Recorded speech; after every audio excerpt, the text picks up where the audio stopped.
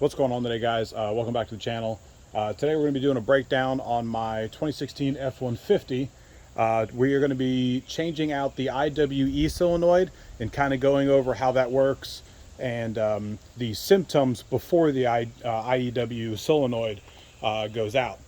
So I was, about a week ago, I was going down the road and I heard this grinding, this just something you really don't want to hear. At first, I thought the rear diff exploded. I thought the teeth in the rear diff was coming apart, and that's how bad it felt. So I go into the truck, everything looks good. There's nothing, the seal isn't broken in there. When I stopped, or coming to a stop, it seemed to not grind anymore. So once I stopped, looked at everything, I slowly pulled away and there was no issue. So from there, that tells me that the rear diff was fine, that it was something else. Did a little bit of research, figured out that the IEW solenoid and the rear hub bearings seals go bad quite a bit in here. Mainly the IEW solenoid, which is right here. And this is probably the only video I'll ever make that you can fix something without having to use any tools. So how it works is this solenoid gets air in here and supplies it to the solenoid. The solenoid tells the hub to either lock or unlock. So when you are in normal driving mode in two-wheel drive, the solenoid will be on all the time. And what happens there is the solenoid is backing the rear hub actuator from the tire itself. And then when you want to put it in four-wheel drive, the actuator here, or the solenoid here, stops supplying the pressure. So then the spring on the hub actuator goes in, and then that connects the four-wheel drive. I have already replaced it, and in a later video, probably at some point, maybe next week, I'm going to tear apart my hub assembly here and take it all apart, and I'm going to see how bad the damage is, because it wasn't happening all the time. It would grind for a little bit, and then I would stop, and then I wouldn't have any issues for maybe a day or so.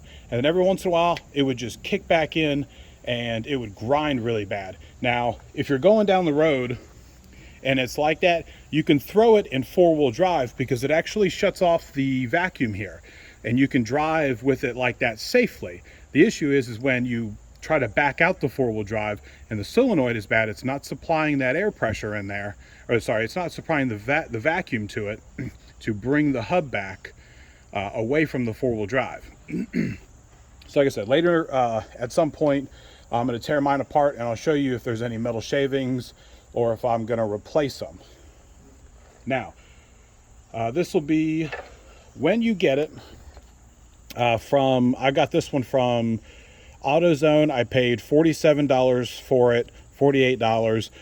It was the only one that they had, so I assume there's only one or two of these. I don't know the brand of it, but this is how it comes. And if you look at it here, it comes with like mounting brackets and stuff, but there's nowhere to mount it at all. Like even if it sits in here like this, there's only one. There's no point in any of the brackets. So you're probably paying for that bracket more than anything else.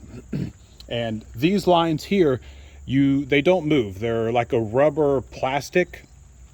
So there's no twisting them. You pop them off, you leave them stay so they don't break, because you definitely don't want any air lines leaking or anything like that.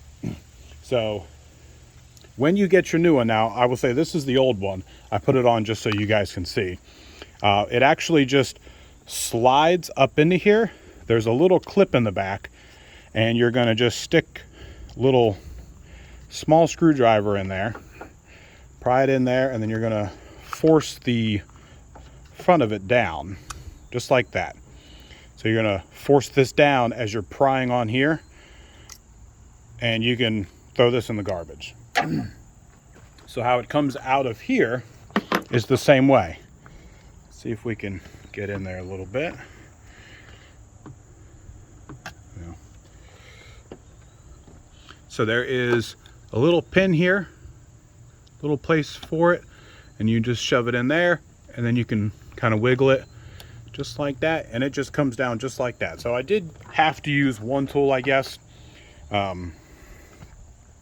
but that it comes down just like that. I would definitely unplug it before you take this out.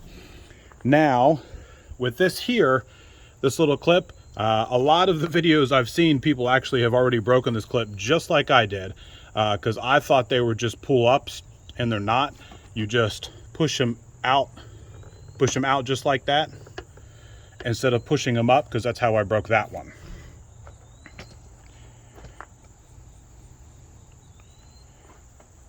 So we'll go ahead and pull that out. Comes out nice and easy. We will unhook these here, and you're going to just twist them, twist and pull, just for that. And the same thing with that bottom one, you're just going to twist and pull. As you can see, the whole thing came out, but you're going to just twist and pull there. Now, if you heard the air pressure release, that's because in here you have like an air reservoir in here, and what happens is the engine builds up the pressure, and it puts a little bit of the pressure in here. So that's why you heard that. Now, you don't want to get these mixed up. These two here, you want to get them mixed up, but the bigger one goes on the bottom, and the smaller one from the bottom here goes on the top, since they are the same fitting and stuff. So like I said, this one is the newer one. So we're gonna just plop it back in there. You'll hear the click, just like that. We're gonna put, like I said, the bigger one on the bottom, and we are gonna put in and twist at the same time. Get it in as far as you can. Same thing with the top one. And we're going to plug this one back in. Now what I'll do is I'll start it up for you, and I'll show you what it's supposed to do.